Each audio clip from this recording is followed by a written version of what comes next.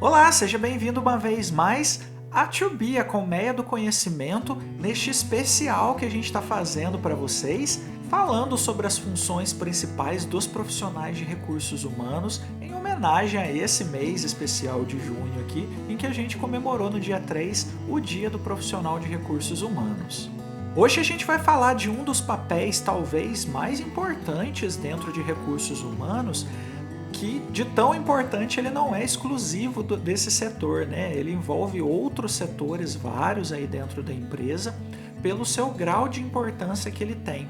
Né? Então vai desde as lideranças, né, da diretoria, das lideranças, passando pelos recursos humanos, pelo departamento jurídico, enfim, que é justamente a questão de ética e compliance, né? A questão da ética e do compliance dentro das organizações. E para a gente dar início, eu vou dar para vocês os termos em inglês e em espanhol. O termo em inglês é fácil, né? Compliance. Compliance. A gente também poderia utilizar o termo compliance management. Compliance management, que é de onde, obviamente, se originou esse termo, né? E o termo em espanhol vai ser conformidade, conformidade, ou eu também poderia falar cumplimiento, cumplimiento.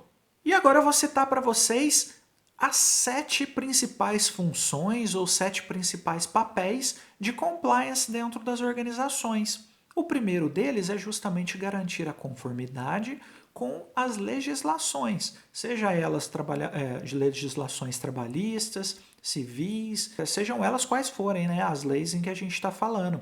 Então, o primeiro dos papéis é garantir a conformidade com a legislação vigente.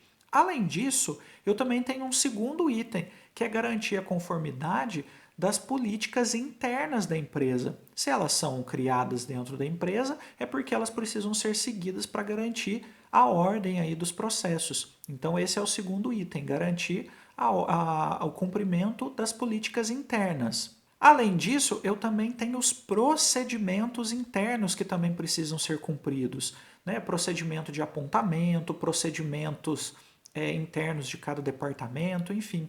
E eu também preciso garantir que esses procedimentos sejam cumpridos. Eu também preciso criar como outro papel do compliance dentro das empresas o meu conselho de investigação, que normalmente, né, já que a gente está falando de RH, o RH ele vai fazer parte desse conselho de investigação para caso aconteça algum tipo de denúncia, eu tenho uma equipe especializada para poder efetuar essas investigações. Eu também preciso ter um papel mais proativo dentro de compliance, que é a outra função, que é a questão de identificação e mitigação de riscos.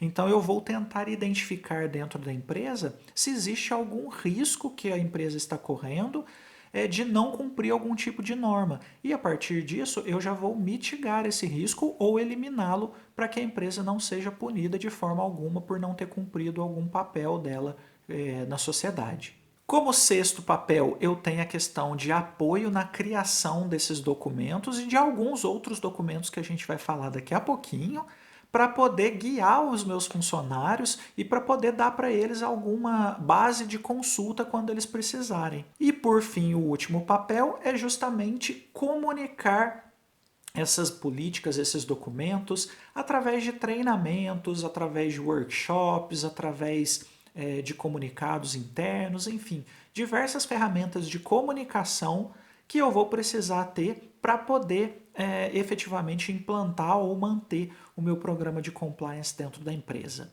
Agora a gente vai falar efetivamente dos principais documentos que são criados aí dentro de compliance para poder ajudar os funcionários a estarem sempre na linha correta para poder atingir os objetivos da empresa.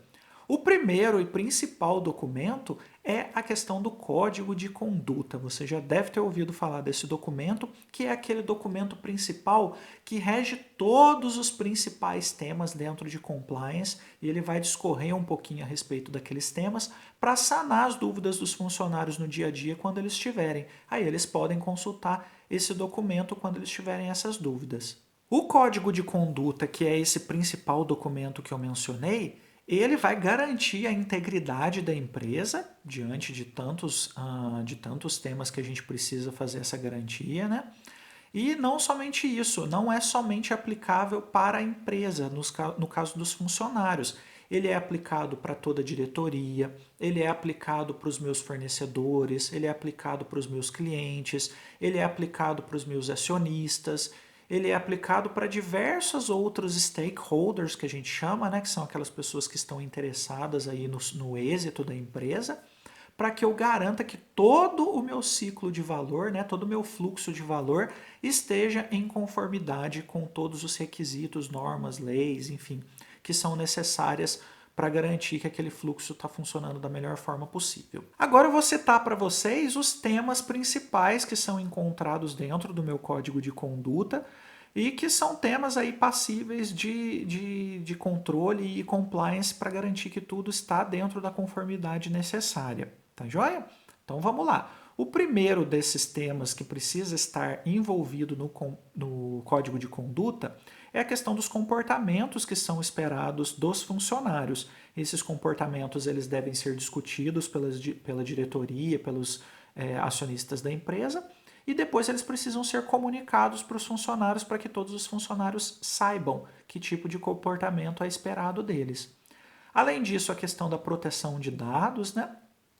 A questão da não discriminação, o uso de substâncias ilícitas, a não violência, conflitos de interesse, seja em vendas, seja em finanças, seja em dados, proteção do patrimônio, propriedade intelectual, corrupção e nepotismo, assédio, propinas, uso de imagem, a questão da confidencialidade, enfim, tem vários outros temas aí que poderiam ser incluídos, mas esses são os principais que eu gostaria de citar para você, para que caso você precise desenvolver um código de conduta, você não esqueça nenhum desses temas.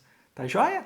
E o papel do RH nesse sentido durante todo esse vídeo, ele é sempre de apoio, mas normalmente quem toma a rédea da situação é o departamento jurídico dentro da empresa, né? O advogado trabalhista, o advogado da empresa, o setor jurídico, enfim. Normalmente são eles que tomam a frente nesses temas, mas o RH tem um papel primordial, já que ele lida com todas as pessoas da empresa. Agradeço você que acompanhou a gente aqui e não deixe de conferir aí os nossos outros vídeos dessa série especial de RH desse mês de junho.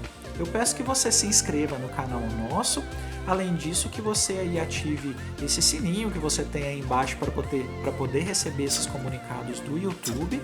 E também nas nossas mídias sociais, que você possa nos visitar lá e conferir todos esses materiais especiais que a gente tem preparado para você, tá legal? Não deixe de conferir os próximos vídeos e a gente se vê amanhã. Até lá!